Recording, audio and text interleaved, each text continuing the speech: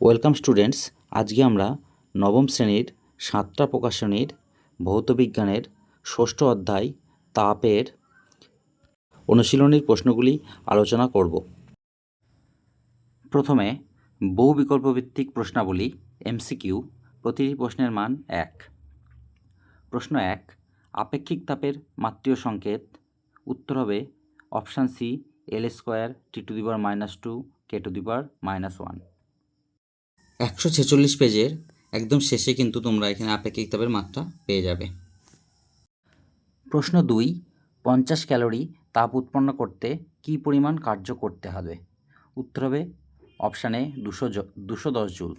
এই অঙ্কটা কিন্তু আমাদের বইতে করেই দেওয়া আছে। দেখো এখানে তোমরা দেখতে পাচ্ছ W = JQ, যেখানে J = 4.2 জুল পার ক্যালোরি, এবং এখানে বলে দিয়েছে 50 ক্যালোরি তাপ উৎপন্ন করতে কী পরিমাণ কার্য করতে হয়। তাই তাপ Q = 50 ক্যালোরি। তাহলে W = J এর জায়গায় 4.2 এবং Q এর জায়গায় 50 বসিয়ে দেওয়া হলো। তাহলে উত্তর কত হলো? 210 জুল। প্রশ্ন 3, এসআই পদ্ধতিতে জে এর মান হলো, এটা উত্তর হবে option C, 4.2 joule per calorie. আমরা এক্ষুনি কিন্তু অঙ্কতে করলাম।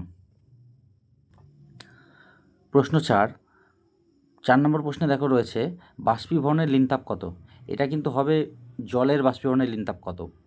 এটা হবে অপশানে 537 ক্যালোরি পার গ্রাম। 151 পৃষ্ঠায় দেখো আমি আন্ডারলাইন করে দিয়েছি জলের বাষ্পীভবনের লিনতাপ 537 ক্যালোরি পার গ্রাম। প্রশ্ন 5, জলের ঘনত্ব সবচেয়ে বেশি হয়, এটা আমরা সবাই জানি 4 ডিগ্রি সেলসিয়াস উষ্ণতায়। এটা হবে অপশান এ উত্তর। প্রশ্ন 6, কোনো বস্তুর উষ্ণতা বৃদ্ধি কোন বিষয়ের উপর নির্ভর করে না? উত্তর হবে অপশান সি, লিনতাপ। কারণ লিনতাপ কিন্তু বস্তুর অবস্থার পরিবর্তন করে, কোনো উষ্ণতা বৃদ্ধি না ঘটিয়ে। তাই এখানে উত্তরটা হবে কিন্তু অপশান সি, লিনতাপ। প্রশ্ন 7, যে উষ্ণতায় জল ফুটতে শুরু করবে তা হলো, তাহলে এটা কিন্তু আমরা সবাই জানি যে 100 ডিগ্রি সেলসিয়াস উষ্ণতার বেশি হলে তবে জল ফুটতে শুরু করবে।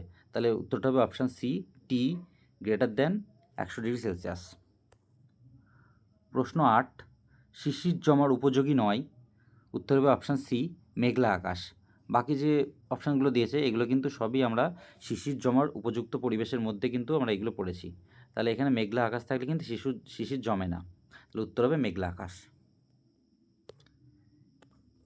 এরপরে অতি সংক্ষিপ্ত উত্তরভিত্তিক প্রশ্নাবলী। প্রতিটি প্রশ্নের মান 1। শূন্যস্থান পূরণ করো। প্রশ্ন 1, তাপ হলো এক প্রকার। উত্তর হবে শক্তি। প্রশ্ন 2, গৃহীত তাপ বা বর্জিত তাপ সমান সমান ড্যাশ ইন্টু আপেক্ষিক তাপ ইন্টু উষ্ণতা। উত্তর হবে ভর ইন্টু আপেক্ষিক তাপ ইন্টু উষ্ণতা। এটা কিন্তু আমাদের যে সূত্র আছে Q = mST, সেই সূত্র থেকেই উত্তরটা কিন্তু ভর হবে। কারণ Q হচ্ছে গৃহীত বা বর্জিত তাপ, M হচ্ছে ভর, S হচ্ছে আপেক্ষিক তাপ এবং T হচ্ছে উষ্ণতা বৃদ্ধি বা হ্রাস। তাহলে উত্তরটা হবে M বা ভর। প্রশ্ন 3, এসআই পদ্ধতিতে আপেক্ষিক তাপের একক কী হবে? এর উত্তর হবে জুল পার কেজি কেলভিন। আর সিজিএস পদ্ধতিতে হলে কী হতো? ক্যালোরি পার গ্রাম ডিগ্রি সেলসিয়াস। প্রশ্ন 4, 0 ডিগ্রি সেলসিয়াস উষ্ণতার 100 গ্রাম বরফকে গলিয়ে 0 ডিগ্রি সেলসিয়াস উষ্ণতার 100 গ্রাম জলে পরিণত করতে প্রয়োজনীয় তাপ কত? তাহলে এখানে দেখো 0 ডিগ্রি সেলসিয়াস উষ্ণতার 100 গ্রাম বরফকে গলিয়ে 0 ডিগ্রি সেলসিয়াস উষ্ণতার 100 গ্রাম জলেই পরিণত করা হবে। তার মানে এখানে কিন্তু উষ্ণতার কোনো পরিবর্তন ঘটলো না, শুধু কঠিন বরফ গলে তরল জলে পরিণত হলো। তাহলে শুধুমাত্র অবস্থার পরিবর্তন ঘটলো। তাহলে এখানে বরফ গলনের লিনতাপ যেটা, সেটাই উত্তর হবে। তাহলে আমরা জানি বরফ গলনের লিনতাপ হচ্ছে 80 ক্যালোরি প্রতি গ্রাম, কিন্তু এখানে 100 গ্রাম বলেছে, তাই 80 × 100 ক্যালোরি উত্তর হবে। প্রশ্ন 5, পদার্থের অবস্থান্তরের সময় তাপমাত্রা ড্যাশ। উত্তর হবে তাপমাত্রা স্থির। কারণ পদার্থের অবস্থান্তরের সময় তাপমাত্রা স্থির থাকে, শুধু অবস্থার পরিবর্তন হয়। এরপরে সত্য মিথ্যা। প্রশ্ন 1, ক্যালোরিমিতির মূলনীতি বদ্ধ সংস্থার জন্য প্রযোজ্য। এটা সত্য। প্রশ্ন 2, উত্তম পরিবাহীর উপস্থিতি শিশির জমার আদর্শ শর্ত। এটা কিন্তু মিথ্যা। কুপরিবাহী পদার্থে কিন্তু শিশির ভালো জমে। প্রশ্ন 3, সিজিএস পদ্ধতিতে আপেক্ষিক তাপের একক ক্যালোরি পার গ্রাম ডিগ্রি সেলসিয়াস। এটা সত্য, আমি একটু আগেই তোমাদের এটা বলে দিয়েছি। প্রশ্ন 4, জলের আপেক্ষিক তাপ সবচেয়ে কম। এটা মিথ্যা, কারণ আমরা জানি জলের আপেক্ষিক তাপ সবচেয়ে বেশি, এই জন্য সেক দেওয়ার কাজে জল ব্যবহার করা হয়। তাহলে এখানে যেটা বলেছে আপেক্ষিক তাপ সবচেয়ে কম, এটা মিথ্যা বলেছে, এটা ফলস হবে। প্রশ্ন 5, সিজিএস পদ্ধতিতে জে এর মান 4.2 জুল পার ক্যালোরি। এটাও কিন্তু ভুল বলেছে। তাহলে এটা কিন্তু এসআই পদ্ধতিতে 4.2 জুল পার ক্যালোরি, তাহলে সিজিএস পদ্ধতিতে কিন্তু 4.2 ইন্টু 10⁷ আর্গ পার ক্যালোরি, তাহলে এটাও ভুল। প্রশ্ন 6, লীন তাপ বস্তুর অবস্থার পরিবর্তন ঘটায়, উষ্ণতার পরিবর্তন নয়। তাহলে এটা সত্যি কথাই বলেছে, এটা ট্রু হবে। এরপরে এক কথায় উত্তর দাও। প্রশ্ন 1, সিজিএস পদ্ধতিতে আপেক্ষিক তাপের একক কী? 146 পেজে দেখো রয়েছে সিজিএস পদ্ধতিতে আপেক্ষিক তাপের একক ক্যালোরি পার গ্রাম ডিগ্রি সেলসিয়াস। প্রশ্ন 2, জলের আপেক্ষিক তাপ কত? জলের আপেক্ষিক তাপ সিজিএস এবং এসআই দুটো পদ্ধতিতেই কিন্তু আমি তোমাদের জন্য এখানে লিখে দিয়েছি, দেখে নাও। সিজিএস পদ্ধতিতে জলের আপেক্ষিক তাপ হবে 1 ক্যালোরি পার গ্রাম ডিগ্রি সেলসিয়াস, এবং এসআই পদ্ধতিতে হবে 4200 জুল পার কেজি কেলভিন। প্রশ্ন 3, জুল তুল্যাঙ্কের এসআই পদ্ধতিতে মান কত? সিজিএস এবং এসআই উভয় পদ্ধতিতেই কিন্তু তাপের যান্ত্রিক তুল্যাঙ্কের মান এখানে লেখা আছে। এখানে আমাদের উত্তরটা হবে কিন্তু 4.2 জুল পার ক্যালোরি, কারণ এসআই পদ্ধতিতে আমাদের প্রশ্নে চেয়েছে। প্রশ্ন 4, বরফ গলনের লীন তাপ কত? উত্তর হবে 80 ক্যালোরি পার গ্রাম, এটা আমরা সবাই জানি। প্রশ্ন 5, জলের বাষ্পীভবনের লীন তাপ কত? উত্তর হবে 537 ক্যালোরি পার গ্রাম। 151 পৃষ্ঠায় আমি দেখো এখানে জলের বাষ্পীভবনের লীন তাপ আন্ডারলাইন করে দিয়েছি। প্রশ্ন 6, 0 থেকে 4 ডিগ্রি সেলসিয়াস উষ্ণতায় জলের আয়তন বাড়ে না কমে?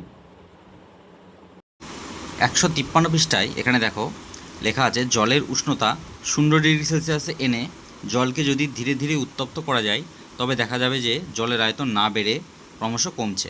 বুঝতে পারছো এখানে জলের আয়তন কমবে। প্রশ্ন 7, গ্রামাঞ্চলে না শহরাঞ্চলে বেশি কুয়াশা দেখা যায়? উত্তর হবে শহরাঞ্চলে। প্রশ্ন 8, সম্পৃক্ত না অসম্পৃক্ত বাষ্প বয়েলের ও চার্লসের সূত্র মেনে চলে? উত্তর হবে অসম্পৃক্ত বাষ্প। প্রশ্ন 9, জলের ব্যতিক্রান্ত প্রসারণের একটি উদাহরণ দাও। এই প্রশ্নটার উত্তর তোমরা লিখবে শীতের সময় শীত প্রধান দেশে জলচর প্রাণীর জীবন ধারণ করা, এটা একটা জলের ব্যতিক্রান্ত প্রসারণের উদাহরণ। প্রশ্ন 10, এসআই পদ্ধতিতে জলীয় বাষ্পের ঘনীভবনের লীন তাপ কত? পৃষ্ঠায় এখানে দেখো রয়েছে এসআই পদ্ধতিতে জলের বাষ্পীভবনের লীন তাপ 22.68 ইন্টু 10⁵ জুল পার কেজি। প্রশ্ন 11, লীন তাপের মাত্রীয় সংকেত দেখো। 150 পৃষ্ঠায় এখানে দেখো আমাদের লীন তাপের মাত্রীয় সংকেত লেখা রয়েছে m⁻0 L² T⁻²। এরপরে বাম স্তম্ভের সঙ্গে ডান স্তম্ভের সামঞ্জস্য বিধান করো। এখানে দেখো বাম স্তম্ভে কী রয়েছে, প্রথমে বরফ গলনের লীন তাপ, তাহলে আমরা জানি বরফ গলনের লীন তাপ 80 ক্যালোরি পার গ্রাম, তাহলে এটা হবে অপশান 2, যেটা 80 ক্যালোরি পার গ্রাম আছে ওইটা। তারপরে বিতে রয়েছে দেখো জলের বাষ্পীভবনের লীন তাপ, তাহলে জলের বাষ্পীভবনের লীন তাপ আমরা জানি 537 ক্যালোরি পার গ্রাম, তাহলে এটা 4 নাম্বারটা হবে। তারপরে সি, বাষ্পীভবনের বিপরীত প্রক্রিয়া, আমরা জানি বাষ্পীভবনের বিপরীত প্রক্রিয়া হলো ঘনীভবন, তাহলে এটা হবে একদম প্রথমেরটা ঘনীভবন। তারপরে হচ্ছে ডি, গলনের সময় স্থির, তাহলে গলনের সময় কী স্থির থাকে? উষ্ণতা স্থির থাকে, তাহলে এটা হবে 3 নাম্বার।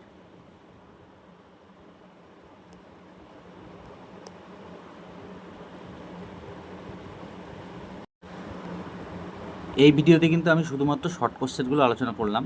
2 এবং 3 নম্বরের প্রশ্নগুলো যদি তোমাদের দরকার হয়, উত্তর যদি তোমাদের প্রয়োজন হয়, তাহলে কিন্তু তোমরা অবশ্যই কমেন্ট করবে এবং আমাদের চ্যানেলটা কিন্তু অবশ্যই সাবস্ক্রাইব করবে। যদি 2 নম্বর এবং 3 নম্বরের প্রশ্নের উত্তর চাও তাহলে কিন্তু তোমরা কমেন্ট করে জানাও যে তোমাদের 2 এবং 3-এর প্রশ্নগুলো দরকার, আমি কিন্তু একটা ভিডিও তোমাদের জন্য নিয়ে আসবো। আর আমাদের চ্যানেলে কিন্তু এই বইয়ের 7টার ভৌতবিজ্ঞান বইয়ের ক্লাস 9-এর সমস্ত ভিডিও কিন্তু আপলোড করা আছে, এবং এছাড়াও ক্লাস 10-এর বিভিন্ন প্রকাশনীর বইয়ের জীবনবিজ্ঞান এবং ভৌতবিজ্ঞানের ভিডিও কিন্তু আমাদের চ্যানেলে রয়েছে। তোমরা কিন্তু অবশ্যই চ্যানেলটা সাবস্ক্রাইব করে নেবে।